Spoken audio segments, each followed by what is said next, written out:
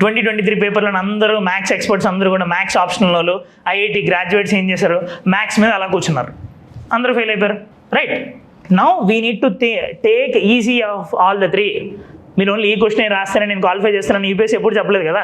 మూడిట్లోనే reasoning, QRE, quant reasoning, English comprehension, మూడిట్లో కూడా only easier questions మనం చేయాలి. If you're reaching 40 questions that is more than enough.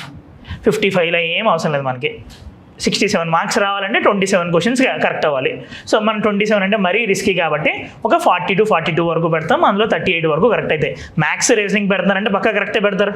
English comprehension ఏమో వీళ్ళనంత correct పెట్టడానికి try చేస్తారు, isn't it? So that will solve your case with respect to CSAT. So follow this will be very much useful. Okay, next మీరు prioritise చేయాల్సింది ఇందాక నేను చెప్పినట్టు history లాస్ట్లో ఉండాలి. కొంచెం మర్చిపోరు అన్నది ముందు పెట్టుకోండి. Science and tech, economy concepts అవి మర్చిపోరు, అవి ముందు పెట్టుకోండి. జాగ్రఫీ కాన్సెప్ట్స్ అది ముందు పెట్టుకోండి. మర్చిపోయే పాలిటీ, హిస్టరీ లాస్ట్లో పెట్టుకోండి. Clear? And better if from now if you will be able to revise the things 2 times. Then next 6 డేస్లో ఒకసారి, ఆ తర్వాత 2 or 3 డేస్లో ఇంకొకసారి. Then it will be benefit.